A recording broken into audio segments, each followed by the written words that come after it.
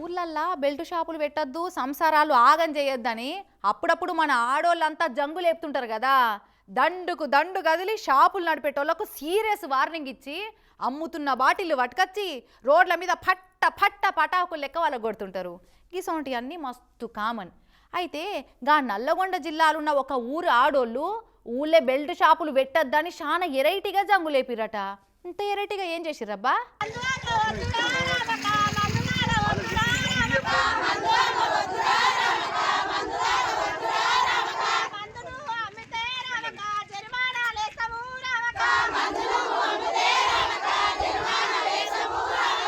ఎట్లుంది రామక్క పేరడి పాట. నల్లగొండ జిల్లా చిట్యాల మండలం ఏపూరు ఆడోళ్ళు వీళ్ళంతా ఊళ్ళే బెల్ట్ షాపు బెండు తీస్తందుకు దండుకు దండే కదిలిర్రు.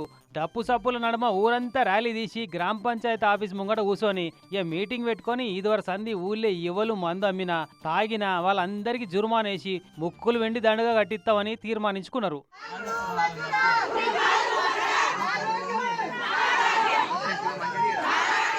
మరి చిన్న సన్న తిప్పాలుంటాయా ఈ మందుకు అలవాటైతే? సంసారాలు నాశనం అయితే పెన్లాం పొరగాలు రోడ్ల మీద పడతారు.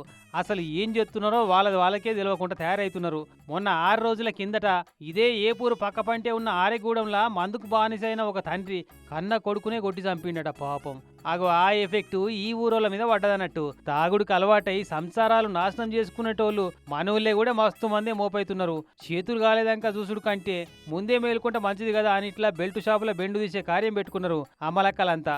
ఎక్సైజు పోలీస్ శాఖల అధికారులు వెంటనే బెల్ట్ షాపులు నడిపేటోళ్ళ మీద కఠిన చర్యలు తీసుకోవాలి, లేదంటే నెక్స్ట్ టార్గెట్ మీ పోలీస్ స్టేషన్లే అవుతాయి, తర్వాత బాధపడొద్దు అని మర్యాదగా వార్నింగ్ ఇచ్చిర్రు.